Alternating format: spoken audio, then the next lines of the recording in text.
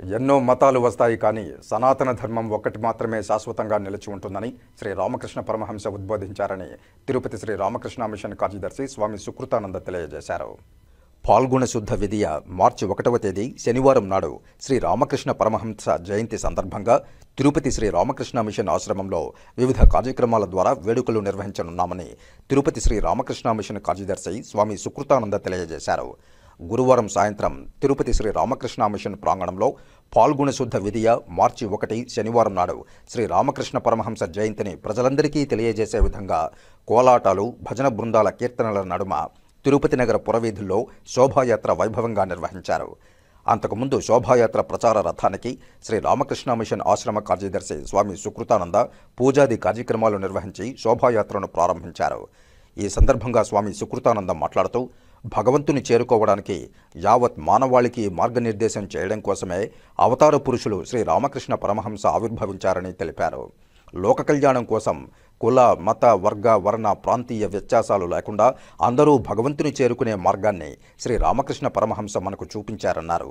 వారి శక్తి అయిన శారదామాత జగజ్జనని అని శ్రీ రామచంద్రునికి భక్తాగ్రేసరుడిగా ఆంజనేయ స్వామి ఎలా ఉన్నారో అదేవిధంగా శ్రీ రామకృష్ణ పరమహంస వారికి వివేకానంద అంతటి భక్తాగ్రేసరులని తెలియజేశారు.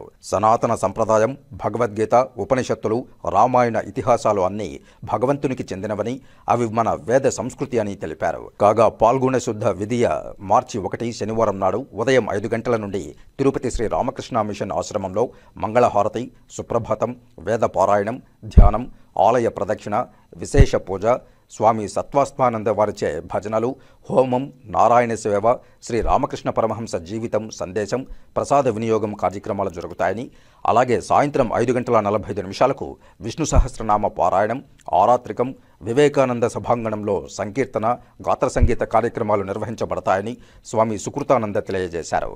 ఈ కార్యక్రమంలో శ్రీ వెంకటేశ్వర ఆయుర్వేద వైద్య కళాశాల పూర్వపు ప్రిన్సిపాల్ డాక్టర్ పి మురళీకృష్ణ, విశ్వ హిందూ పరిషత్ జిల్లా ఉపాధ్యక్షురాలు కాకుమాను వసుంధర తదితరులు పాల్గొన్నారు.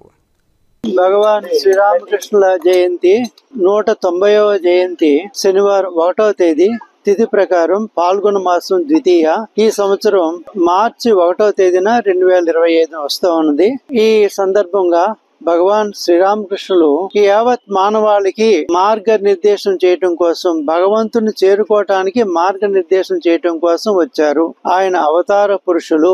ఆయన ప్రణామం కూడా వివేకానంద స్వామి రాశారు. ఏంటంటే, స్థాపకాయ చ ధర్మస్య సర్వధర్మ స్వరూపిణే అవతార వరిష్ఠాయ రామకృష్ణాయతే నమః. అంటే అవతారంలో శ్రేష్టమైనటువంటి వారు రామకృష్ణ వారు. ఆయన యొక్క జన్మదినం జరుగుతూ ఉంది. రామకృష్ణ వారు జన్మించిన తర్వాతే ఇక్కడ సత్యయుగం ప్రారంభమైంది వివేకానంద స్వామి చెప్తారనమాట. అంటే అందరూ కూడా లోకా సమస్త సుఖినో భవంతు అని మన శాస్త్రాలు చెప్తున్నాయి. అదే విధంగా రామకృష్ణ వారు ఏం చెప్పారంటే, ఎన్నో మతాలు వస్తాయి, ఎప్పటికీ సనాతన ధర్మం ఒక్కటే ఉంటుందని రామకృష్ణ వారు చెప్తారు.